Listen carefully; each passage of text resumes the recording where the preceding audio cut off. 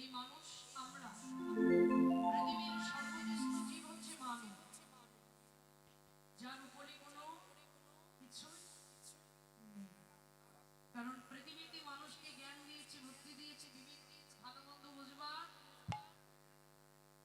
শক্তি দিয়েছে, যা অন্য কোনো বস্তুকে, অন্য কোনো জীবকে বলার তার সুযোগ আর সেই জ্ঞানটা তার মায়েরা আনমন হবে না। কথাগুলো ভালো করে শুনুন। এক দাদু ভাই আমাকে জিজ্ঞাসা করছেন, দিদিমণি 30 বছর হচ্ছে কীর্তন শুনছে। এবার আমি দাদু ভাইকে জিজ্ঞাসা করেছি, 30 বছর হচ্ছে কীর্তন শুনেছেন, লাভটা কি করেছেন? বলে বেশি কিছু লাভ করতে পারি, তবে খিচুড়ি খাওয়াটা লাভ করি। বাবারা, মায়েরা, আপনাদের জীবনের গতিটাও যেমন এমন না হয় যে এলাম গেলাম আর ঘরে যে খিচুড়ি খাওয়াটাই পেট ভরনটাই শান। কীর্তনটা যতখানি শুনবে, ওই একসঙ্গে কথা বলবে, কোনো কথা এই জীবনের সঙ্গে না শুনতে। আমাদের জানবার বিষয় হরিনাম বলতেই হবে। কীর্তন তো আমরা অনেকেই শুনি, বৈষ্ণবের সঙ্গ তো আমরা প্রতিদিন করছি, তবু আমাদের জীবনের উদ্ধার হচ্ছে না কেন? বৈষ্ণব পদকর্তা বলছেন যে যদি ভক্ত বৈষ্ণবের কৃপা লাভ করে, বৈষ্ণবের আশীর্বাদকে লাভ করে, তবে তার জীবনটা ধন্য হয়। তাহলে দেখুন, পৃথিবীতে আমরা কিন্তু সব সময় বৈষ্ণবের কৃপা লাভ করছি। কি বাবা লাভ করছি? প্রতিদিন হরিনামের বাজারে যাচ্ছি, ভক্তির পদধ্বনি মাগছি, বৈষ্ণবের চরণের ধরি মাগছি, তাহলে আমাদের কৃপা লাভ হচ্ছে না কেন? মাগছি তো মানে পৃথিবীতে ভগবান আমাদের দুইটি বস্তু দিয়েছেন, একটি হচ্ছে ভোগ আর একটি হচ্ছে ভগবান। তাহলে দেখুন, বেঁচে নিবার দায়িত্ব কার? ভক্তের। যদি কেউ ভগবানকে বেঁচে নেয়, তাহলে ভোগ বিলাসকে দুটি নয়নের কমলের জলে কাঁদবো।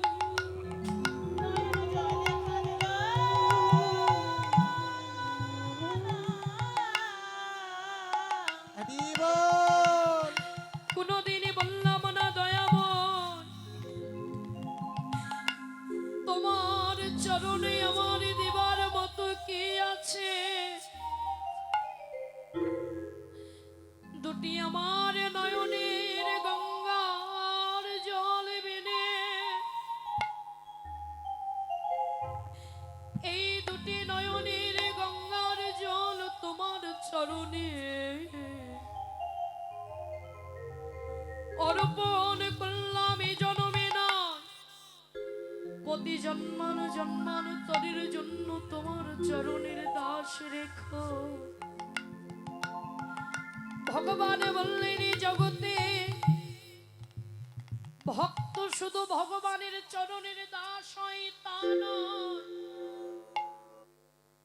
এই জগতে ভগবান ও ভক্ত চরণের দাস হয়। যে ভক্ত গৌর বলে দুটি নয়নের জলে কাঁদে, নয়নের জলে কাঁদে, যে ভক্ত গৌর বলিতে বজের ধুলাই যাই গড়াগড়ি, সেই ভক্ত চরণের ভগবান ওগো দাসের অনুদান হয়ে যাই গো। সেই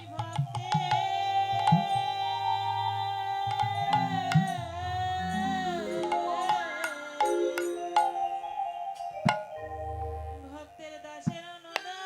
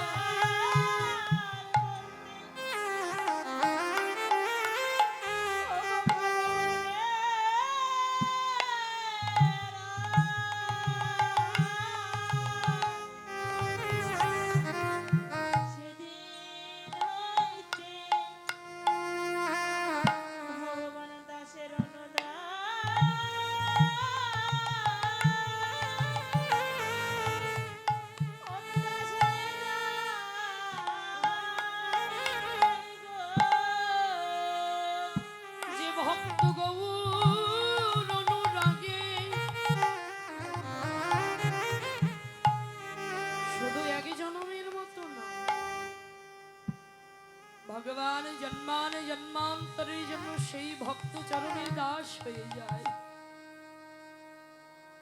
যারা একেবারে গৌর অনুরাগের বেদনায়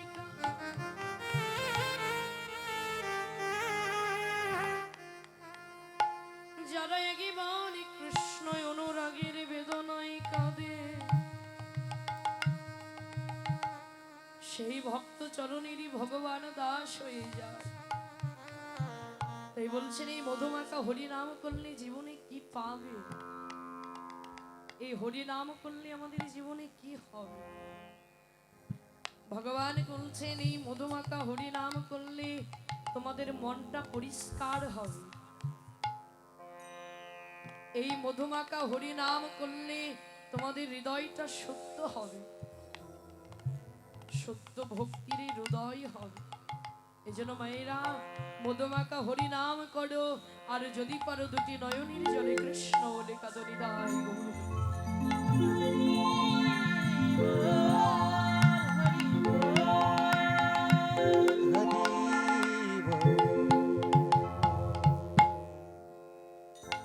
কিন্তু দেখো পৃথিবীতে আমাদের হরি নাম করবার মতো কোনো সময় নেই, আছে? পৃথিবীতে আমাদের সব কিছু করার সময় আছে,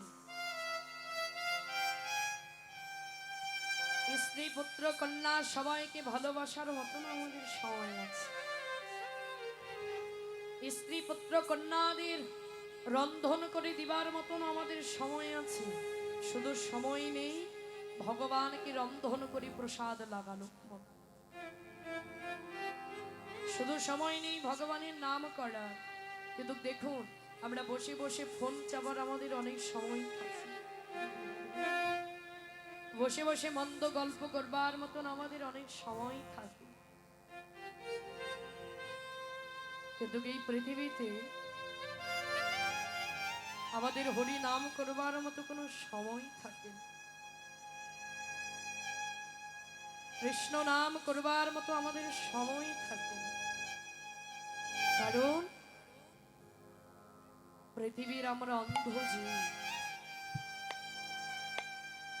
ভালো সঙ্গ করবার মতো আমাদের ক্ষমতা থাকে না।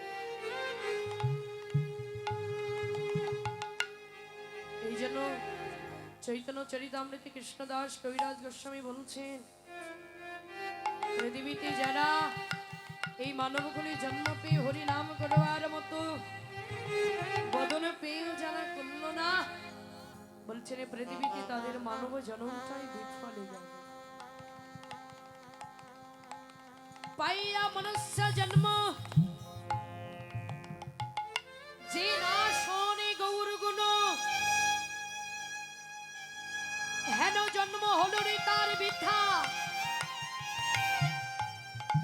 যারা মানবগুলি জন্ম পেয়ে একদিনও কৃষ্ণ নাম করলো না, যারা মানবকুলি জন্ম পেয়ে একদিনও কৃষ্ণ বলে কাঁদলো না, বলছেন তাদের মানব জন্ম পাওয়ার চাইতে পশুকুলে জন্ম পাওয়া ভালো ছিল। হরি বল।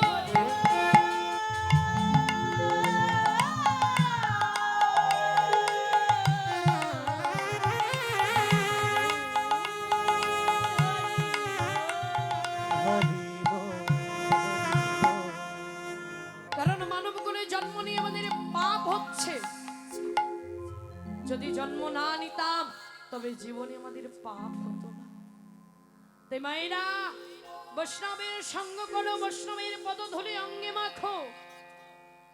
শুধু অঙ্গে মাখলে হবে না, মনটাকে আগে পরিষ্কার করো। রাত দিনে 24 ঘন্টা বৈষ্ণবের সঙ্গ করছি, রাত দিনে 24 ঘন্টা হরি নাম করছি, কিন্তু মনের ময়লাটা পরিষ্কার হলো না, মনে পাপ থেকে গেল। তাহলে হরি নাম করে কোনো লাভ আছে? ও মেয়েরা, মনটা পরিষ্কার নেই, অহংকারে ভরা, লোভে ভরা, কাম কামনায় ভরা, তাহলে হরি নাম করে কোনো উদ্ধার হবে? আর বৈষ্ণবের সঙ্গ করে জীবনের গতি হবে? তাহলে ভগবান বলছেন এই জগতে জামা কাপড়ে ময়লা লাগলে সেই ময়লাটা আমরা পরিষ্কার করি কি দিয়ে? সাবান দিয়ে। তাহলে জগতে যদি এই মনটাকে পরিষ্কার করতে হয়। তাহলে ওই সাবান সোটা দিলে পরিষ্কার হবে বাবারা? বাবুরা হবে?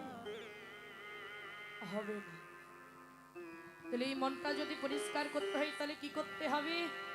ভগবান বলছেন শিক্ষা রাষ্ট্রকের প্রথম চলুগে সেই তো জলপণমার্জনম ভব মহাদবাঙ্গিনী নির্বাপনম স্নেহ কৈরিব চন্ডিকা বেথরম বিদ্যা বৌধ জীবনম आनंदम बुद्धि परधरम कौति पादनम पन्नामेतो साधनम सर्वात्मा सनावरम विजयति श्री कृष्ण संकीर्तन।